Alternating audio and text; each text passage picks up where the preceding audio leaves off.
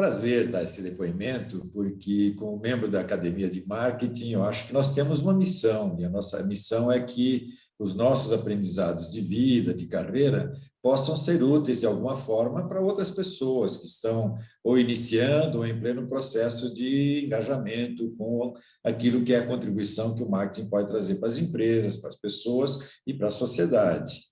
E talvez seja útil para essa compreensão do que seria, digamos, a minha mensagem, que eu me faça entender na minha história, nas minhas circunstâncias.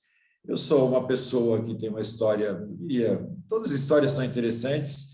O interesse da minha é que eu sou uma pessoa de origem muito humilde, portanto, não tenho digamos, um estímulo de berço em relação à complexidade do mundo, mas eu tive o privilégio, eu consegui trilhar uma carreira de aprendizado na escola pública, numa época que a escola pública era de excepcional qualidade, seguida depois por um curso de engenharia na Politécnica, onde eu aprendi a aprender, complementado com a Getúlio Vargas e por muitas outras coisas.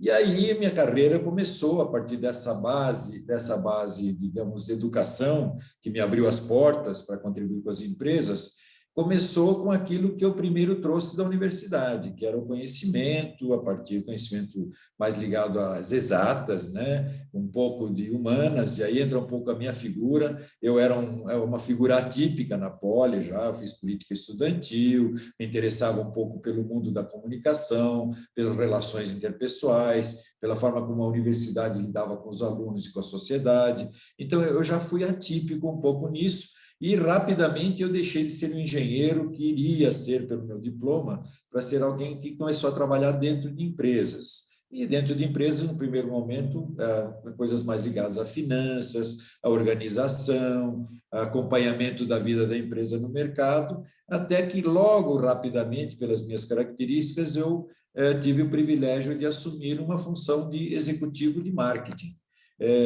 Porque acharam que eu tinha uma tendência e que o que eu não sabia, eu iria aprender rapidamente, e eu realmente me dediquei muito com leituras, cursos, etc., para complementar o que o curso de administração e de engenharia tinha me trazido, e aí comecei a trilhar uma carreira onde o marketing sempre foi importante.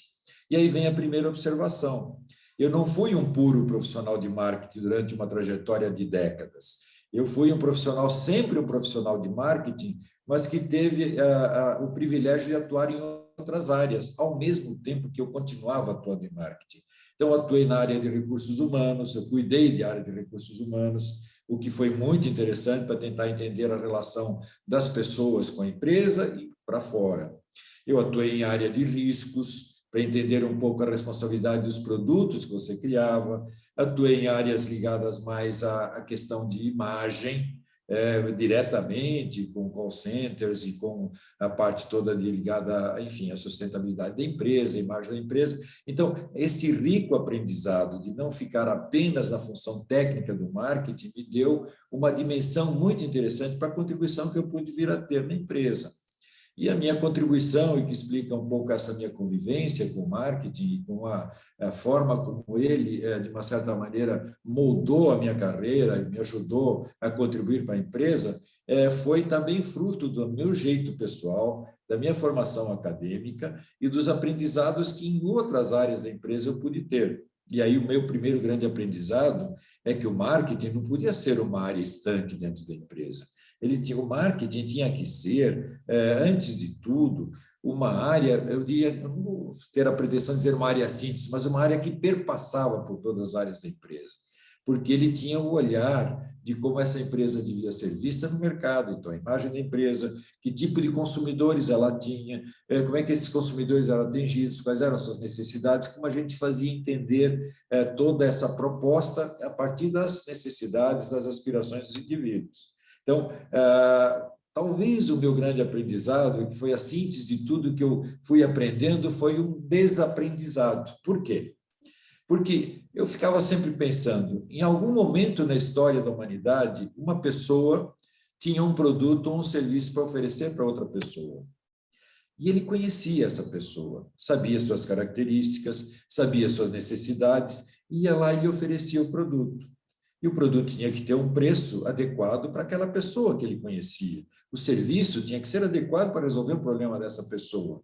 E a gente foi perdendo isso, porque a complexidade das relações das empresas com as pessoas afastou o primeiro vendedor do primeiro comprador, do primeira pessoa servida, primeira...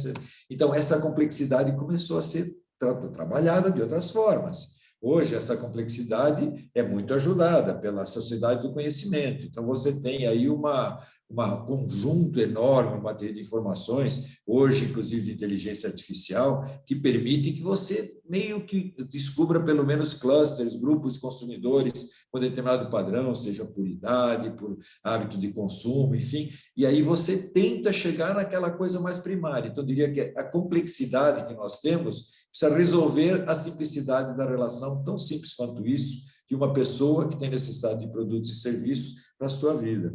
Então, essa talvez seja a minha grande contribuição. Aí eu tive aprendizados, quer dizer, a minha história não é uma história de alguém que ditou regras, uma história de uma pessoa que foi aprendendo ao longo do tempo. E há coisas marcantes, evidentemente, na minha vida. Eu tive a sorte de assumir o marketing de uma grande organização, que é o Banco Itaú, o Itaú Unibanco hoje, e esse marketing era uma coisa que estava incipiente. E no momento em que havia uma transformação do banco, daqueles serviços tradicionais, para a chegada da tecnologia, que se nós olharmos hoje, é uma tecnologia de brontossauros, uma coisa antiga, mas naquele momento você começava a ter o computador tendo papel, você começava a ter autosserviço. Então, eu comecei a administrar uma coisa que me agradou muito administrar, que era o que eu chamava de tech e touch, porque havia a tentação de você vender o banco eletrônico, o banco que as pessoas resolviam, mas também tinha o banco do relacionamento, tinha o banco das pessoas. Então, como é que você conciliava o tech com o touch? Como é que você dizia que o banco é eletrônico, mas ele é um banco, antes de tudo, para servir as pessoas? E essa foi uma coisa muito interessante, que moldou, inclusive, a imagem, as características da marca Itaú ao longo do tempo, porque ele era reconhecidamente uma marca que trazia muita tecnologia, que procurava simplificar a vida das pessoas, mas tinha a seriedade, tinha a entrega, tinha o respeito que as pessoas querem de uma marca, principalmente uma marca, no caso, no sistema financeiro, que é uma marca que tem que viver de confiança. Então, essa foi uma das coisas. E aí eu comecei uma trajetória. Qual foi essa trajetória? A trajetória de construção da marca Itaú, e que passava por todas as disciplinas que você pode imaginar, desde o design. Então, eu tive o privilégio de conviver com os escritórios mais importantes do mundo para analisarem a nossa marca, a forma como a gente se colocava, né? Como era o nosso touch de marca, com as sugestões. E eu enfrentei críticas, dizendo, essa marca está ficando obsoleta, olha lá, precisa mudar. Então, trouxe um dia um suíço que eu contratei, veio com uma marca que não era mais a minha bolachinha querida, e a bolachinha era a pedra preta, né? E veio então todo um debate sobre o que fazer com essa marca. E aí surgiram coisas muito boas. Uma delas, que é uma experiência interessante para ser compartilhada, foi quando a Paula Scher, que era uma pessoa muito importante do mundo do design de marcas, veio dos Estados Unidos, eu mandei buscá-la no aeroporto, ela quis entender a missão que ela tinha, e falou, não, a missão é discutir essa marca que está aqui. E ela falou, quero ver algumas agências. Então, ela passou de carro por várias agências, falou, agora vamos tomar um café com a minha funcionária de design. Aí ela sentou, pegou um guardanapo, desenhou um quadradinho sem nada, e falou, escreveu em inglês, pense numa marca. E aí ela disse o seguinte, cuidado, não vai jogar fora tudo isso, porque isso é a essência que você tem na tua imagem. E para mim foi muito importante, porque eu acreditava naquilo, e aí começamos a trabalhar sempre do ponto de vista estético, uma melhoria da marca, e aí veio uma outra contribuição importante, que foi o digital, tá certo? Que trazia esse mundo novo na internet, tudo isso, e que fez com que a marca Itaú fosse crescendo, a ponto da gente ter a condição de fazer comerciais sem assinar, onde a gente dizia assim, pense de que marca é essa. onde a gente teve a oportunidade de fazer coisas que eram disruptivas, mas dentro de uma proposta que eu aprendi muito com os meus mestres, que eu tive muitos mestres na área de publicidade, o Petit, o Saragossa, o Roberto Duailib, Nizam Guanais, Washington Oliveto, todos foram amigos, Sérgio Valente, todos foram amigos meus, são hoje grandes amigos meus, mas foram importantes companheiros de viagem que me ensinaram muito sobre tudo isso. Então, a gente teve a oportunidade de fazer, e eu sempre dizia, não quero novidade, eu quero uma marca que transmita consistência, que não seja surpreendente, que não busque ser novidadeira, porque nós somos o banco que primeiro faz as coisas bem feitas, não necessariamente é o primeiro, e isso que cria um determinado tipo de característica. Então, começar a entender um pouco a alma dessa empresa. E aí o meu papel era ser o intérprete de tudo isso. E foi aí que eu fui construindo essa trajetória, e eu tenho um grande orgulho de estar associado a essa construção, que não é minha, é uma construção da qual eu participei com muito prazer e aprendendo muito com pessoas que sabiam e que traziam. Quer dizer, um momento marcante da minha carreira como dirigente de marketing foi quando eu resolvi celebrar os 25 anos da marca Itaú. E eu consegui o prodígio de colocar numa mesma sala egos que sozinhos encheriam a sala.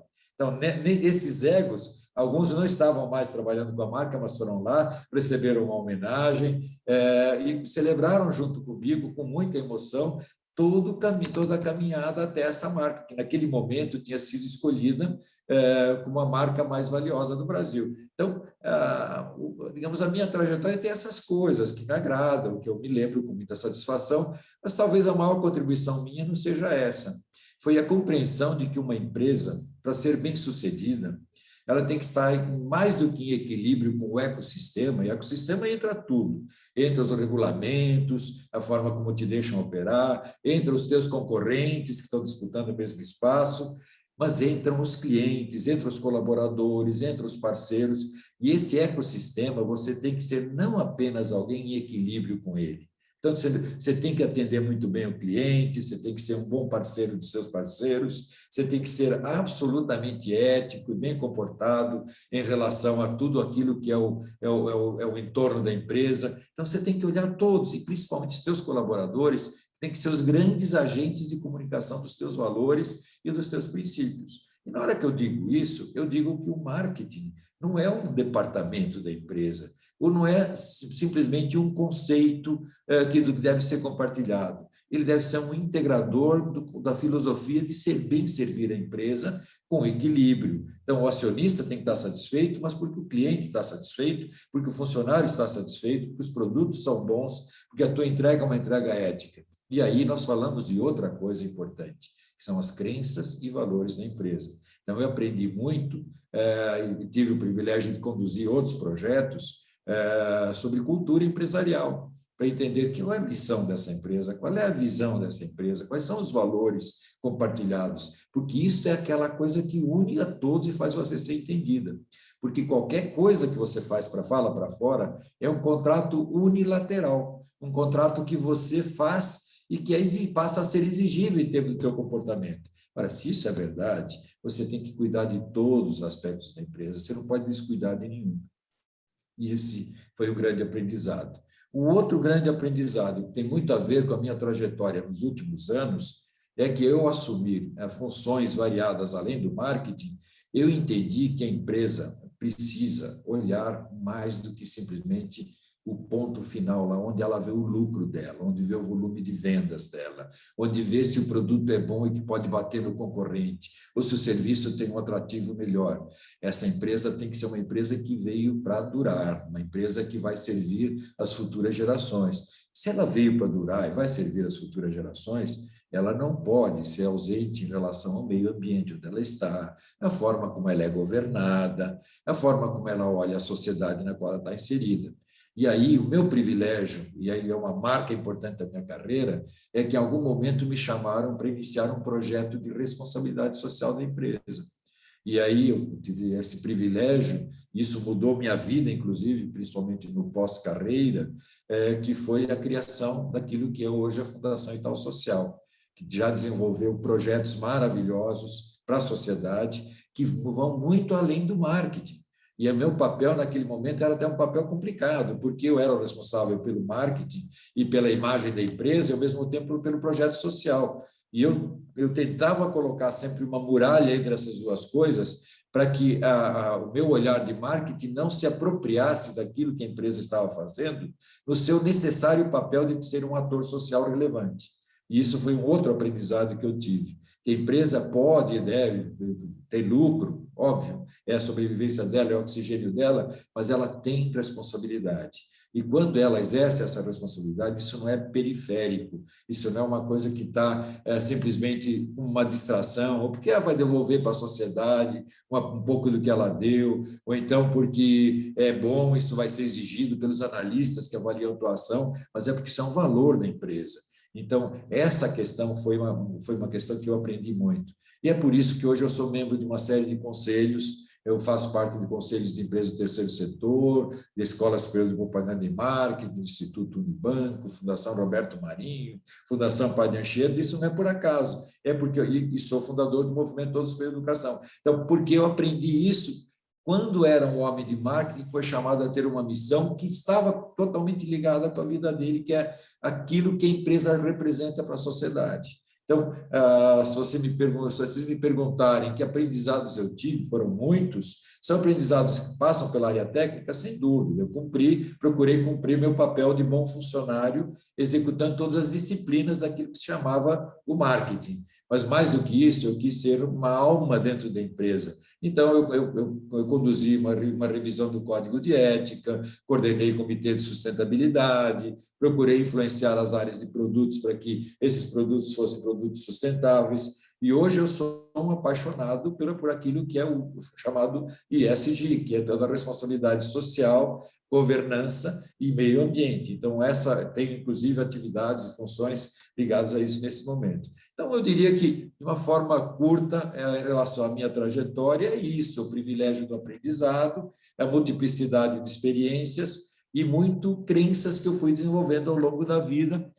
E acho que essa história é uma história de vida que explica um pouco como alguém que foi jogado, digamos, dentro de uma função que era marketing para pensar a competitividade da empresa, sua imagem, sua reputação, sua capacidade de distribuir produtos, foi aprendendo que isso não era uma coisa simples dentro da empresa, mas era uma coisa muito mais complexa que tem que ver com a sua alma, os seus valores e com a forma como vai ser feito.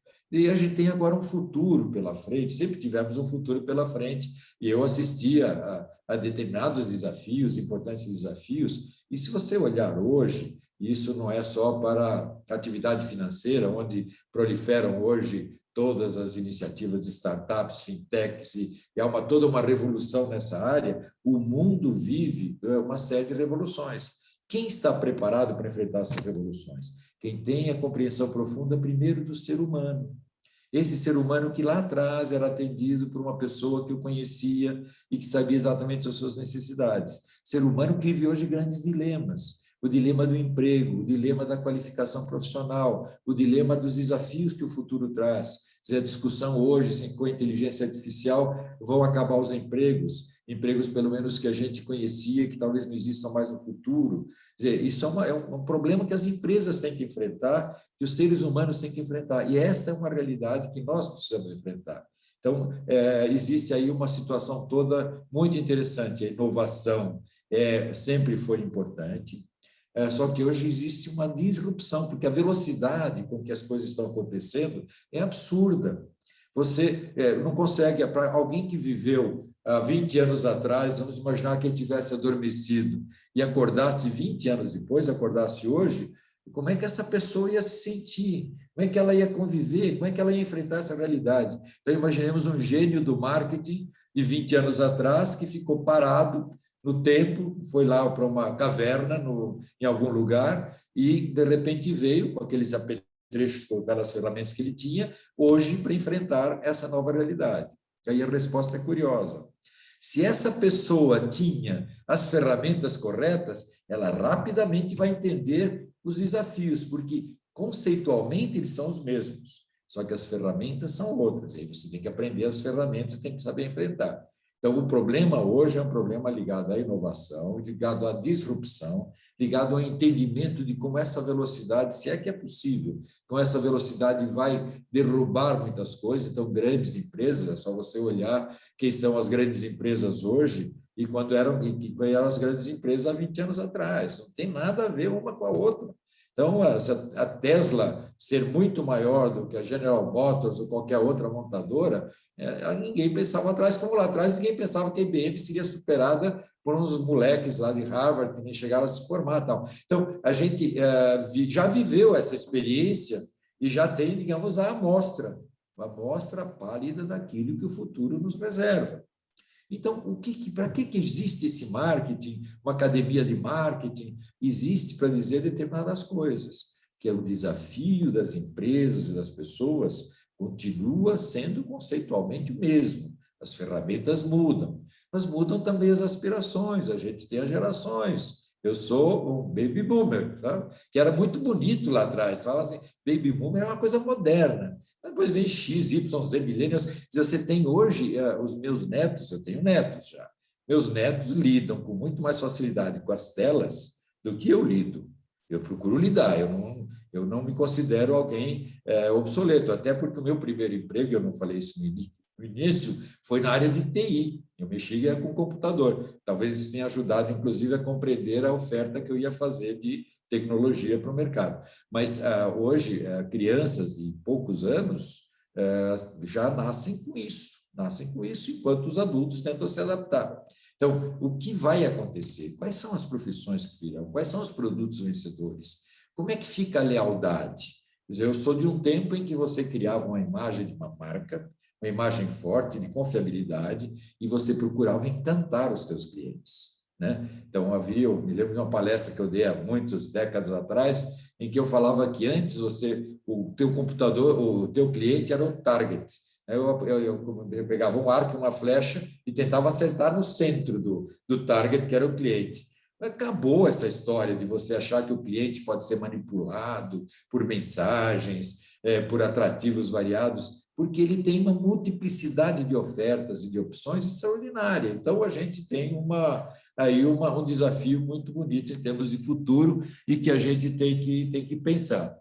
O que eu posso dizer mais? Que eu tenho crenças fortes, tenho princípios fortes que me levaram a explicar a minha trajetória, explicar o meu momento. Meu momento é um momento onde eu sou consultor, eu já fiz aí alguns projetos interessantes de cultura organizacional, de posicionamento de marca, esse tipo de coisa que eu gosto muito. Eu gosto muito de branding, por exemplo.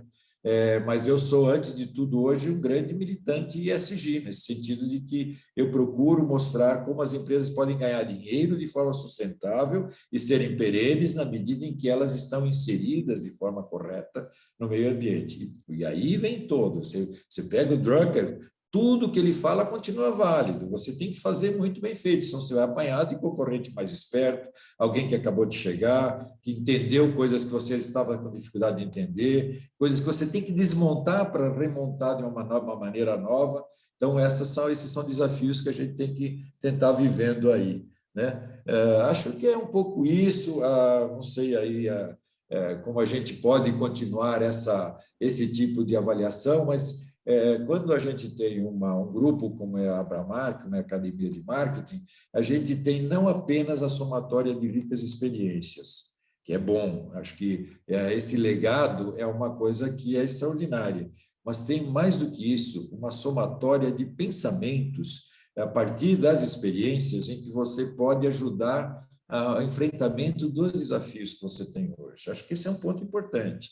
Quer dizer, como é que pessoas como os acadêmicos da Abramark, como é que pessoas que têm trajetórias variadas, bem-sucedidas, e que podem contar com orgulho, olha, eu fiz isso, fiz aquilo, tá bom, tá. Como é que essas pessoas podem efetivamente contribuir? Não é simplesmente repetindo as suas experiências do passado. Eu sempre brinco dizendo assim, o passado não é uma âncora que deve te aprisionar, porque você está com aquela firmeza e quer se segurar naquilo. É alguma coisa que deve te impulsionar. Então, é o combustível que deve te impulsionar. Então, se você pensar num foguete, ele pode ser alimentado pela tua experiência do passado, só que ela tem que te jogar para frente. O que significa que você tem que entender, você tem que ser capaz de fazer a leitura de tudo isso e ser capaz de inovar. E quando é inovar, significa entender todos os elementos que você tem hoje. E eu volto novamente, o elemento mais importante para você resolver qualquer coisa não é tecnologia, não é inteligência artificial, não são as regras do jogo, não é o Open Banking do Banco Central ou o PIX que muda isso, mas é entender a pessoa. Essa pessoa é que vai gerar depois atrás, com a complexidade que nós temos hoje, com as ferramentas que nós temos hoje, vai gerar a capacidade de respostas que a empresa pode dar. E o marketing, seja esse o nome que a gente vai dar, ele deve ajudar a pensar, porque se ele pensa no cliente, no consumidor, se ele pensa na entrega, se ele pensa na qualidade do produto, se ele pensa no serviço, ele acabou de envolver todas as empresas, todas as áreas da empresa, todo o ambiente regulatório, todos os stakeholders, todos os parceiros, os acionistas, os investidores, muito os funcionários. Então, ele tem que envolver tudo, tem que envolver tudo dentro dessa missão. E esse é o aprendizado mais simples. Eu gostaria, de alguma maneira, que as empresas fossem capazes de entender o consumidor como o primeiro vendedor que eu conhecia desde o nascimento foi capaz de entender.